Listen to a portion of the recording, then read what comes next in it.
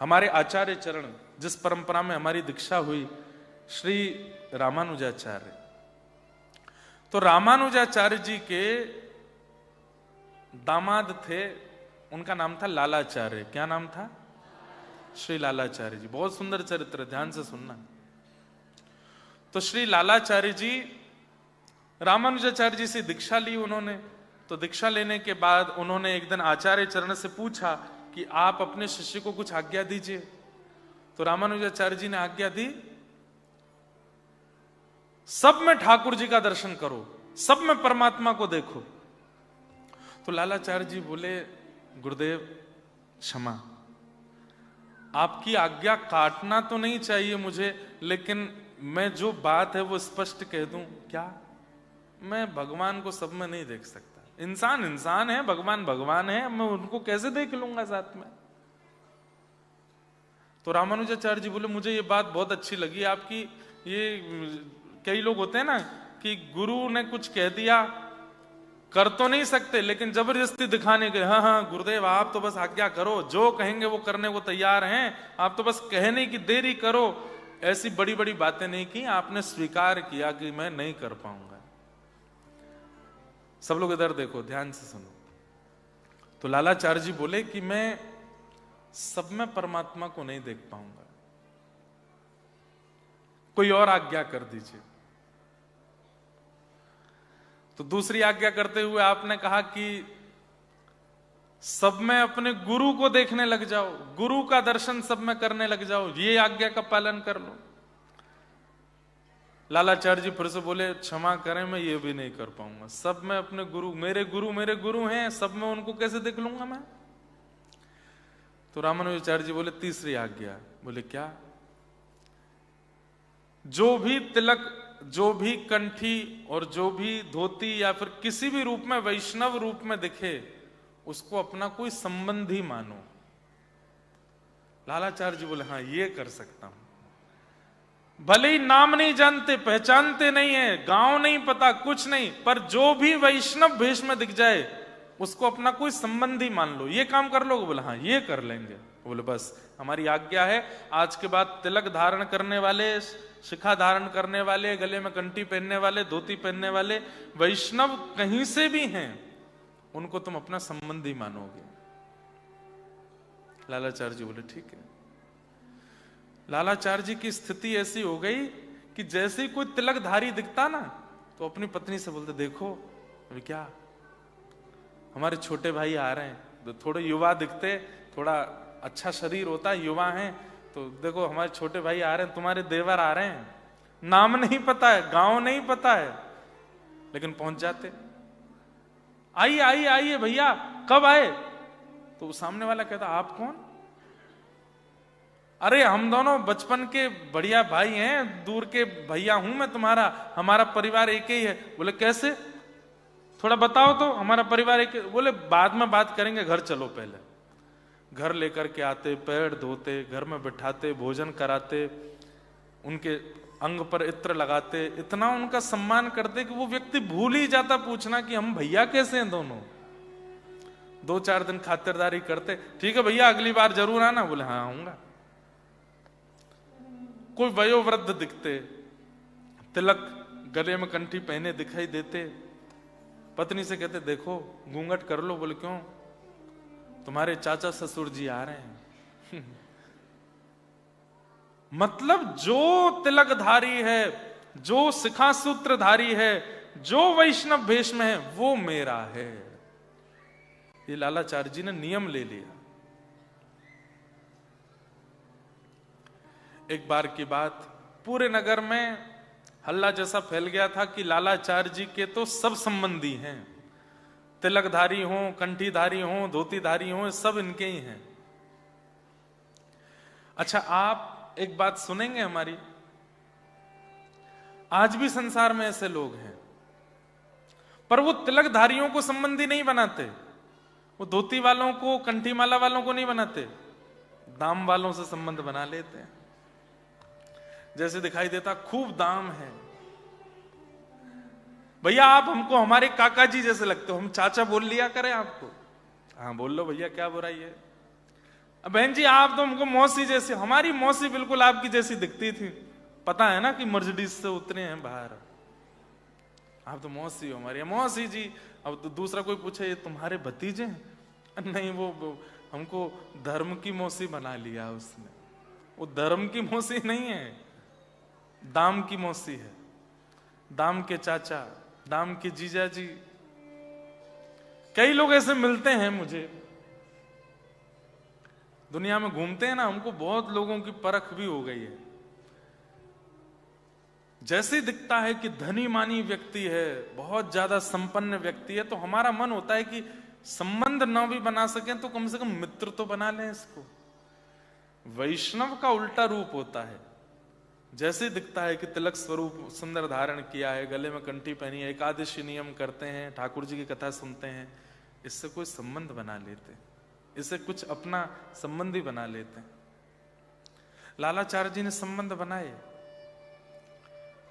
एक बार उनकी पत्नी कावेरी जी में जल भरने के लिए गई थी और उनकी सब सहेलियां तो मजाक करती रहती थी, आज कोई नहीं आ रहे तुम्हारे देवर ससुर जी या भैया, कोई तो आ रहे होंगे घर पे।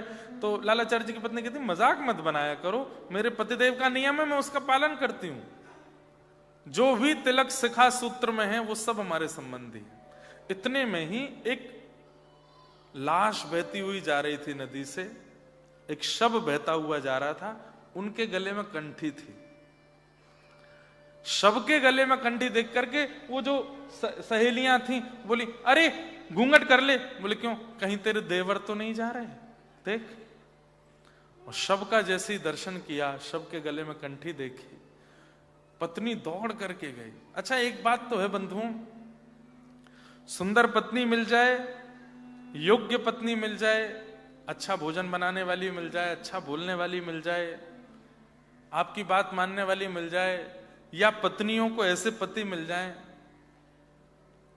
कृपा है भगवान की। लेकिन आपकी भगवत कार्यों में आपकी सहायता करने वाली पत्नी मिल जाए तो ठाकुर जी ने सबसे बड़ा प्रसाद दिया है आपको। उसके लिए सदा धन्यवाद कहिएगा ठाकुर जी को कि आपने ऐसी पत्नी दी जो संसार के कामों में तो साथ निभाती है लेकिन धर्म कार्य में भी साथ निभाती है। या ऐसा पति दिया जो कथा में लेके जावे, वृंदावन लेके जावे, ठाकुर जी के वैष्णव संग में जावे। यही जोड़ी सबसे बढ़िया जोड़ी है, जो दोनों साथ में कथा सुनने आते हैं, जो दोनों साथ में भजन करते हैं, जहां दोनों साथ में ठाकुर जी की सेवा करते हैं। नहीं तो अधिकतर घरों में पति सेवा करते हैं तो पत्नी मजाक बनाती रहती है उनका, पत्नी सेवा करती हैं तो पति सोते ही रहते हैं। कईयों के होंगे भी ऐसे पति, बाहर ही ड्रॉप करके चले जाते, तुम कथा सुनो, जब कथा पूरी हो जाए फोन कर देना, लेने आ जाएंगे। कई पति भी ऐसे होंगे बिना घर पे बताए ऑफिस से सीधे कथा में आ गए होंगे, पत्नी को पता चलेगा तो गुस्सा करेगी। इसलिए ऑस्ट्रेलिया आए थे, कथा सुनने आए थे हम लोग।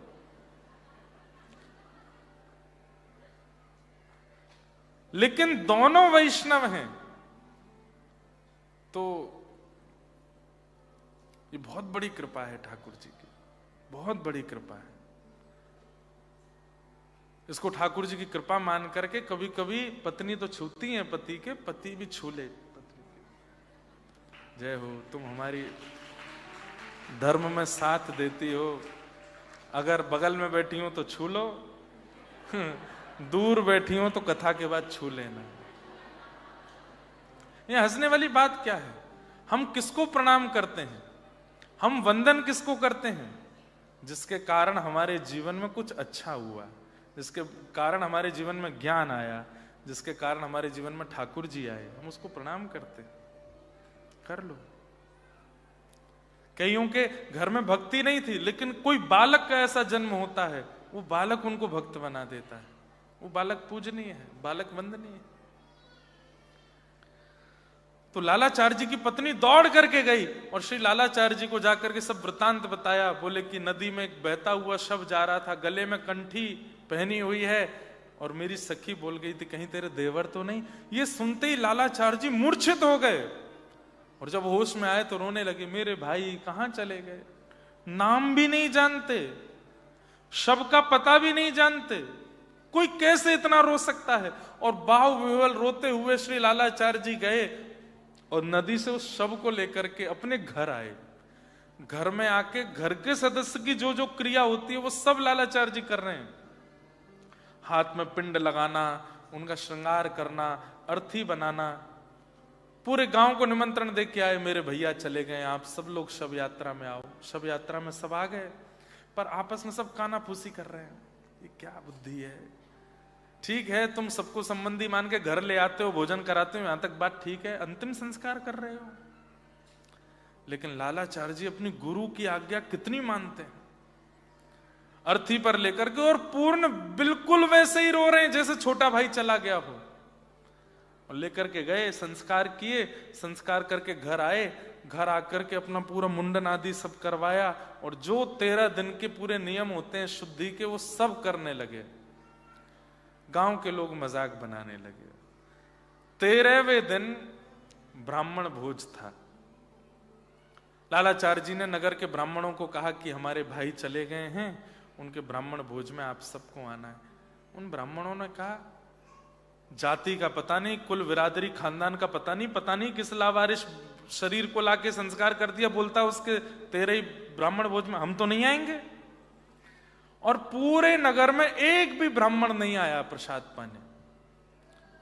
तब लालाचार्य जी अपने गुरुदेव श्री रामानुजाचार्य जी के पास गए और जाके बोले, गुरुदेव मैं तो पूर्ण निष्ठा से आपकी आज्ञा मान रहा हूं, लेकिन ये संसार उस निष्ठा को तोड़ने में कोई कसर नहीं छोड़ रहा है।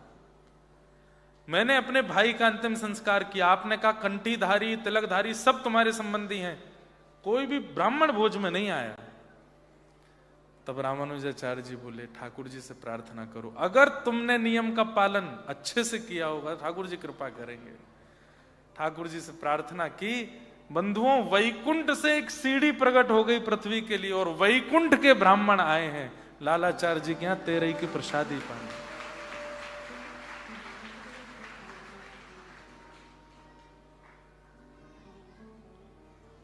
कैसे कैसे आचार्य हुए इस संसार में, कैसे कैसे भक्त हुए। हम लोग कहीं स्टैंड करते हैं इनके आगे? केवल काउंटर को गिना देते हैं, 5000 नाम किए महाराज जी, 2 लाख नाम करते हैं महाराज जी। कुछ नहीं होना है इससे। आपका व्यवहार विचार यदि पवित्र नहीं है, कितना भी नाम कर लीजिए, कोई फर्क नहीं पड़ने वाला है। विचारों में, विकारों में, बुद्धि में, स्वभाव में परिवर्तन आना चाहिए। ऐसा ईश्वरे तदधीनेषु बालशेषु द्विषस्तु च प्रेम मैत्री कृपापेक्ष य करोति समध्यम। ईश्वर में प्रेम करे और ईश्वर के अधीन जितने भी भक्त हैं उनसे मित्रता करे। और जो ठाकुर जी से दूर रहते हैं, कथाओं से दूर रहते हैं, मंदिरों से दूर रहते हैं, नाम से दूर रहते हैं, उनसे स्वयं दूरी बना ले। ये मध्यम व्यक्ति का लक्षण है।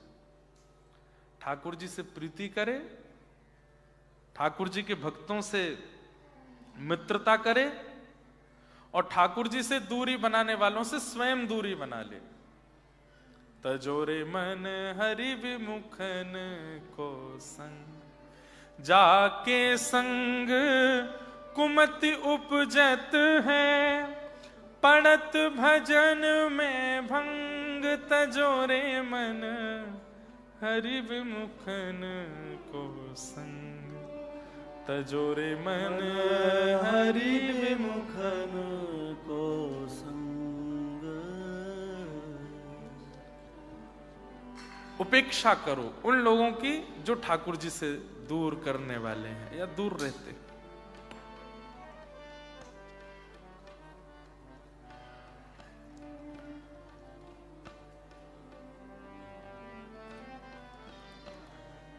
मुझे दुनिया से ये जगत है, यहां कोई नहीं, मेरी अपनी।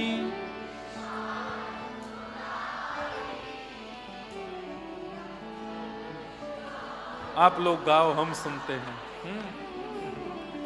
जहां विराजे राधा रानी हो, जहां विराजे राधा रानी, हे मुझे दुनिया से नहीं लेना देना, मुझे दुनिया से नहीं लेना देना, हे मुझे दुनिया से नहीं लेना देना, मुझे दुनिया से नहीं लेना देना।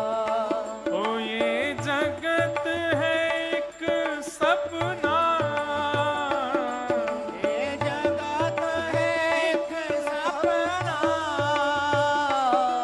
यहाँ कोई नहीं अपना, यहाँ कोई नहीं अपना। ओ मेरी अपनी वृषभानु दुलारी, मेरी अपनी वृषभानु दुलारी, ओ जहाँ विराजे राधा जहाँ विराजे राधा रानी। ओ मेरो मन लाग्यो बरसाने में, जहाँ विराजे राधा मेरो मन लाग्यो बरसाने में, जहाँ विराजे राधा रानी। अरे गहवर को कर ले वास, तो हे राधा रानी मिल जाएंगी, हाँ गहवर को कर ले वास तो है राधा रानी मिल जाएगी। ओ जहाँ मोर करें गुंजार, तो हे राधा रानी मिल जाएंगी, ओ जहाँ मोर करे गुंजार, हमें राधा रानी मिल जाएगी। रानी मिल जाएंगी, तो हे श्यामा प्यारी मिल जाएंगी, हो राधा रानी मिल जाएगी, तो है श्यामा प्यारी हमारे मिल जाएगी। राधा कुंड के एक महाराज जी हैं, श्री जगन्नाथ महाप्रभु वृंदावन के सब ठाकुरों के आगे नृत्य की सेवा करते थे। अब तो बहुत वयोवृद्ध हो गए। उनका लिखा हुआ ये भाव है, अरे गहवर को कर ले वास, तो हे राधा रानी मिल जाएंगी, हाँ गहवर को कर ले वास, वास तो है राधा रानी मिल जाएगी। राधा रानी मिल जाएंगी, तो हे श्यामा प्यारी मिल जाएंगी, हो राधा रानी मिल जाएगी, तो है राधा रानी मिल जाएगी। अरे हाँ गहवर को कर ले वास, तो हे राधा रानी मिल जाएंगी, ओ गहवर